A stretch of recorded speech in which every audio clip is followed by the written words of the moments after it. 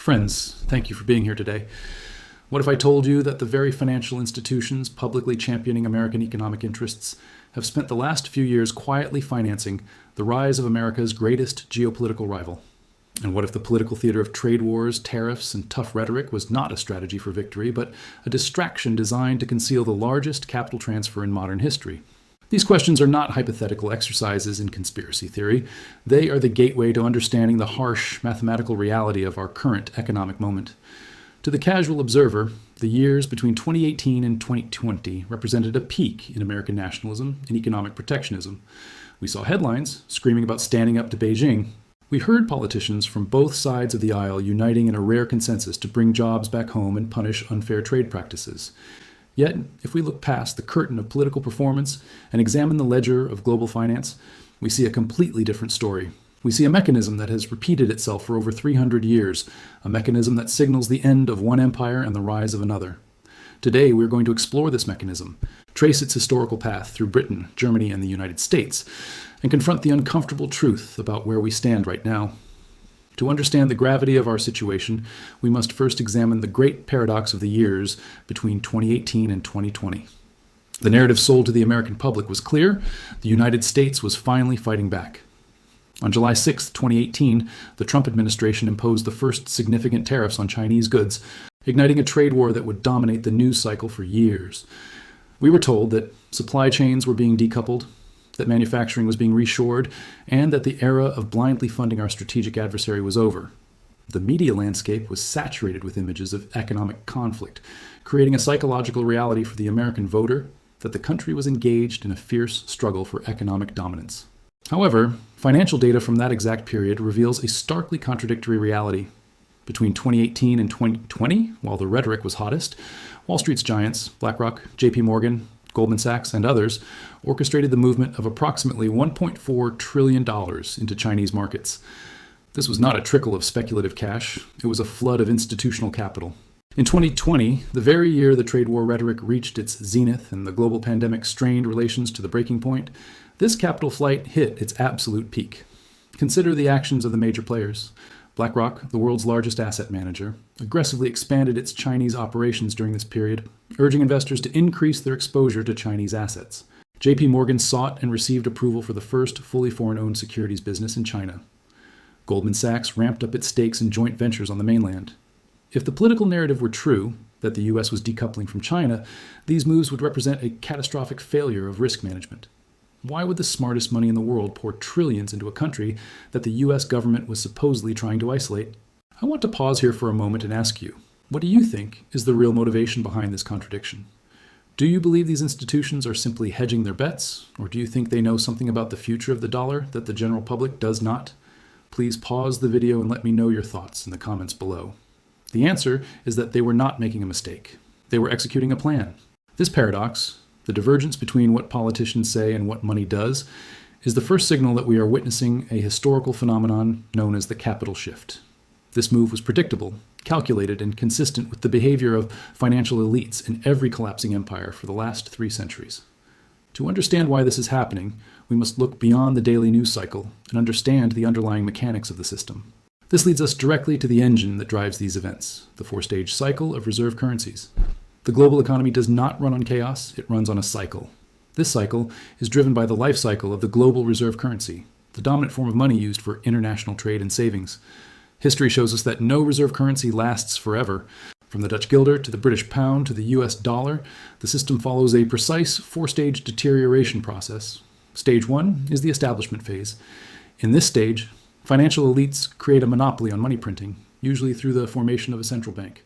This centralizes financial power and allows for the coordinated expansion of credit. Stage 2 is the expansion phase. The monopoly on money creation is used to finance government growth, military conquest, and imperial expansion through debt. During this phase, everything looks fantastic. The economy booms, the empire expands its borders or influence, and the standard of living rises. The population believes they have cracked the code to perpetual prosperity. Stage 3 is the overextension phase. This is the turning point. The system becomes bloated. The cost of maintaining the empire, military bases, social programs, bureaucracy, exceeds the productive capacity of the economy. To keep the machine running, the government and central bank must print more and more currency. The currency begins to lose value, inflation ticks up, and the government starts losing control. Cracks appear in the social fabric as the discrepancy between the financial economy, stock markets, and the real economy, wages and production, grows. Stage 4 is the transfer phase. This is the most critical and least understood part of the cycle. As the collapse becomes inevitable to those who understand the math, the architects of the system, the banking families, the institutional investors, the smart money, do not go down with the ship. Instead, they move their capital to the next rising power before the collapse is obvious to the general public. They restructure their wealth into the assets of the ascending nation, leaving the domestic population of the dying empire holding the worthless paper currency. We are currently in stage 4. To prove this is not alarmism, we need only look at the historical record. The blueprint has been followed before. Let us look back at the British Empire, which provides the perfect historical blueprint for this modern collapse. The story of the British Empire offers a chilling parallel to the American experience. Stage 1 began in 1694 with the creation of the Bank of England. A Scotsman named William Paterson proposed a solution to Britain's financial woes during its war with France, a bank that would loan the government money at interest, backed by the government's ability to tax. This allowed the state to monetize its debt, turning government obligations into circulating currency. Stage 2 kicked in immediately. Britain's national debt exploded from 1.2 million to 16 million in just 4 years. By 1815, after financing the Napoleonic Wars through continuous borrowing and printing, the debt hit $885 million. Did this destroy Britain? No, initially it fueled it. This massive injection of liquidity allowed Britain to build the world's largest navy, colonize half the planet, and establish the pound sterling as the undisputed global reserve currency. For a century, the world ran on pounds. But by the mid-1800s, stage 3 arrived. Britain's industrial dominance began to wane as Germany and America industrialized. The cost of maintaining a global empire, garrisons in India, fleets in the Atlantic, bureaucracy in Africa, grew faster than the British economy could sustain. The debt began to climb again, not for productive investment, but for maintenance. Then came stage 4. As the 20th century approached, the British financial elite saw the writing on the wall. They realized that the British engine was running out of steam. Quietly, British capital began to flood across the Atlantic. The same institutions that built the British Empire started pouring money into American railroads, American steel mills, and American factories. The House of Rothschild and other banking dynasties financed the industrialization of the United States. By the time Britain was forced to abandon the gold standard in 1931, signaling the end of the pound's reign, the transfer was already complete. The financial system had been cloned and transplanted to New York. The British public was left with a devalued currency and a crumbling empire, while the architects of the system retained their wealth and influence in the new power center. They moved the money before the collapse. If Britain shows us the slow decline, the example of Weimar Germany reveals the weaponization of inflation. The example of Weimar Germany in the 1920s provides a darker, more rapid example of this mechanism, highlighting how intentional currency destruction can be. After World War I, the Treaty of Versailles slapped Germany with a reparations bill of 132 billion gold marks. This was a debt that could never be repaid through honest production. The Weimar government faced a binary choice: impose crushing austerity and taxes on its own people to pay foreign powers, or print money. They chose the printing press. This was stage 2 and 3 compressed into a few years. The Reichsbank, Germany's central bank, began monetizing government debt on an industrial scale. They printed money to pay striking workers in the Ruhr Valley, to fund social programs, and to keep the fragile political coalition together. The result was the most famous hyperinflation in history. In early 1923, you could buy a loaf of bread for a few hundred marks. By November 1923, that same loaf cost billions, then trillions. The money supply went from 8.6 billion marks in May to 400 quintillion by November. $1 was eventually worth 4.2 trillion marks. The human cost was devastating. The German middle class, which had been the backbone of the nation, saw their life savings evaporate overnight. A lifetime of work was reduced to 0. Workers had to be paid daily, then hourly, rushing to buy goods before their wages lost value. However, historical records, including the diaries of Reichsbank President Rudolf Havenstein, suggest this was not merely incompetence. It was policy. The hyperinflation allowed Germany to wipe out its domestic war. Debts, which were denominated in marks, effectively resetting the government's ledger at the expense of its citizens. Crucially, stage 4 appeared here as well. As the mark collapsed, foreign capital, specifically American capital, swooped in to restructure the German economy. The Dawes Plan of 1924 brought Wall Street into Germany. American banks gained massive ownership stakes in German industry at fire sale prices. The collapse of the currency facilitated a transfer of ownership from the domestic middle class to international financial interests. Now, we must turn our gaze to the current global hegemon, the United States and the sunset of the Bretton Woods era. The modern financial order was born in 1944 at Bretton Woods, New Hampshire.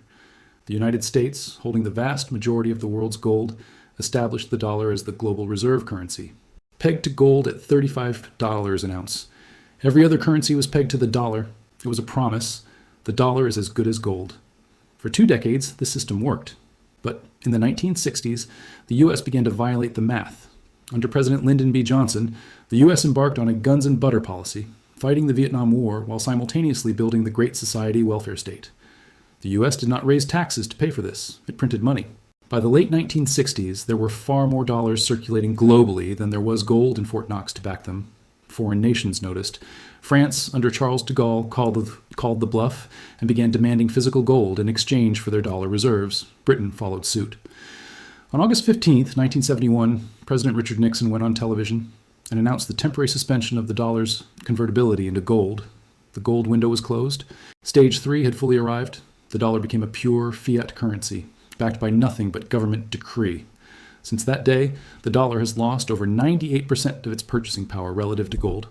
Gold has moved from $35 an ounce to over $2,500 an ounce. This is not gold getting more expensive. This is the dollar dying. The system was patched together through the petrodollar agreement, forcing the world to buy oil in dollars. But the fundamental rot remained. The debt continued to grow. The printing continued to accelerate. And now we are reaching the mathematical limit. This historical context provides the necessary lens to see the current execution, the massive capital transfer to China. This context is essential to understanding why BlackRock and others moved $1.4 trillion to China between 2018 and 2020. We are watching Stage 4 execute in real time. The trigger for this massive acceleration was not a random market fluctuation. It was a structural change in the financial plumbing. On June 1st, 2018, just 1 month before Trump's tariffs went into effect, MSCI, Morgan Stanley Capital International, officially included Chinese A-shares in its emerging markets index. This sounds technical, but its impact was seismic. Trillions of dollars in global capital, pension funds, 401ks, sovereign wealth funds, are passively managed. They are mandated by their charters to track these indices. When MSCI added China to the index, it forced these funds to sell Western assets and buy Chinese assets. It created an automatic, relentless pipeline of capital flowing from the west to the east. While politicians argued about tariffs on washing machines and steel, the financial plumbing was rewired to send the savings of American workers into the Chinese stock market. China's weight in the index skyrocketed from near 0 to 43% in roughly 2 years. The trade war provided the perfect cover. It focused the public's anger and attention on the surface-level conflict, while the structural integration accelerated largely unnoticed. Let us look at the scoreboard for the United States today. We have a national debt exceeding $34 trillion. Our debt-to-GDP ratio is near 100%, and arguably much higher if unfunded liabilities are included. The Federal Reserve's balance sheet exploded from under $1 trillion in 2008 to over $7 trillion today. We have monetized debt at a rate that would make the Weimar Republic blush simply over a longer time frame. The system is overextended. The currency is being debased to keep the debt serviceable.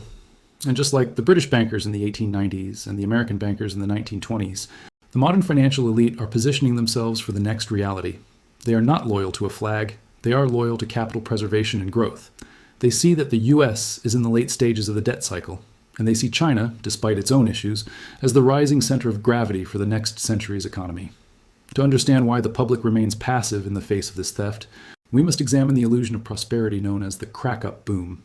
You might be asking yourself, if the system is truly collapsing, why does my 401k look so healthy? Why are home prices at all-time highs? Why does the GDP continue to print positive numbers and the news anchors tell us the economy is resilient? This phenomenon is perhaps the most insidious feature of the transition from Stage 3 to Stage 4. The collapse does not initially look like a depression. It looks like a boom.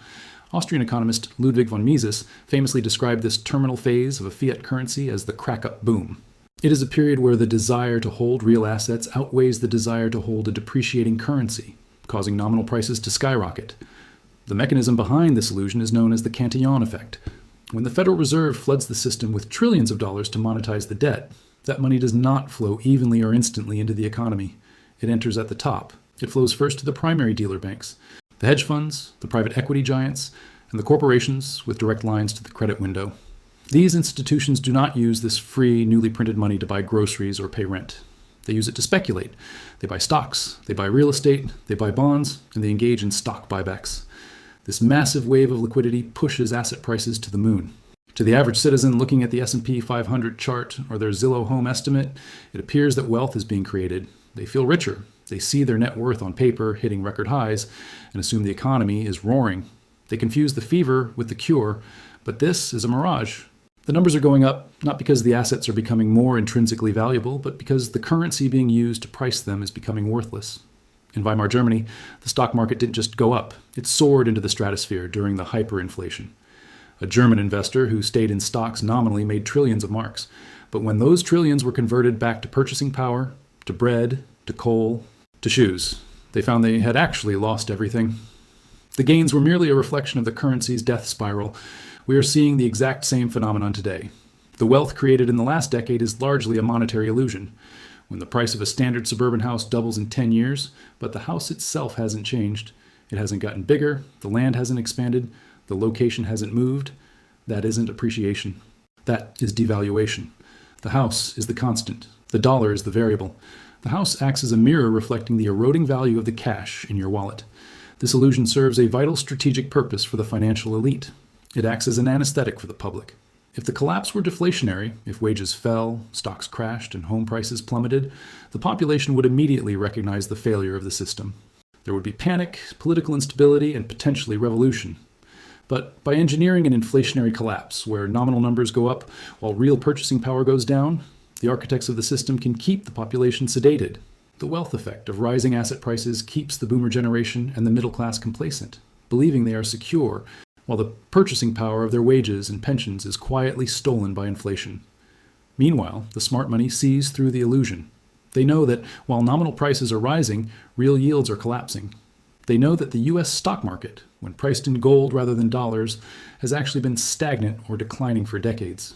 They understand that staying in Western financial assets now is like picking up pennies in front of a steamroller. The gains are nominal, the risk is total. This explains the profound disconnect between the vibes of the economy, where regular people feel squeezed, anxious, and unable to keep up despite good macroeconomic data, and the official narrative. The official narrative points to the nominal highs.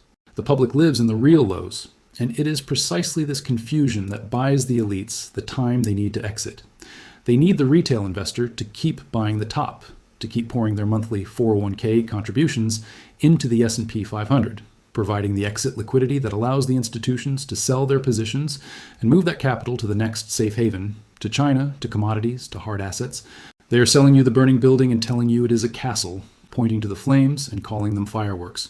Finally, we must confront the nature of this mechanism and, most importantly, what it means for you personally. We must understand that this mechanism is mathematical, not ideological. It does not care about American exceptionalism. It does not care about democracy versus authoritarianism. It operates on the cold logic of compound interest and debt dynamics. When a monetary system is based on debt, and the entity that creates the money is separate from the entity that taxes, the system must eventually consume itself.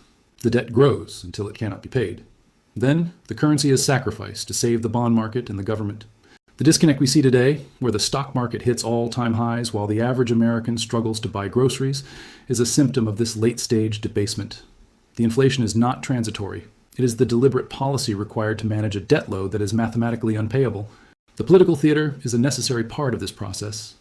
If the population understood that their currency was being actively destroyed and their nation's wealth was being transferred abroad, there would be revolution. So the narrative focuses on external enemies, partisan bickering, and culture wars. The trade war was theater. You cannot fight a nation while your own financial sector is funding its industrial rise. You cannot claim to be decoupling while your pension funds are increasing their allocation to the rivals' markets. The contradiction is the point. It is the smokescreen. So where does this leave us? It leaves us with the urgent need for recognition. The pattern is 3/4 complete. The transfer of wealth is not a future event. It is a current event. The $1.4 trillion that moved to China is just the vanguard. If you are holding your assets strictly in US dollars, or in standard diversified portfolios that are blindly following these indices, you are unknowingly participating in this transfer on the losing side. You are the British citizen holding pounds in 1930. You are the German worker holding marks in 1923. The next 5 to 10 years will not look like the last 30. The stability of the post-Cold War era is over. We are entering the volatile transition period of stage 4. The debt will be defaulted on, either explicitly, which is political suicide, or implicitly through inflation, which is the historical norm. The purchasing power of the dollar will continue to erode as the government prints to cover its liabilities. But unlike the citizens of the past, we have the advantage of information. We can see the pattern. We have the data.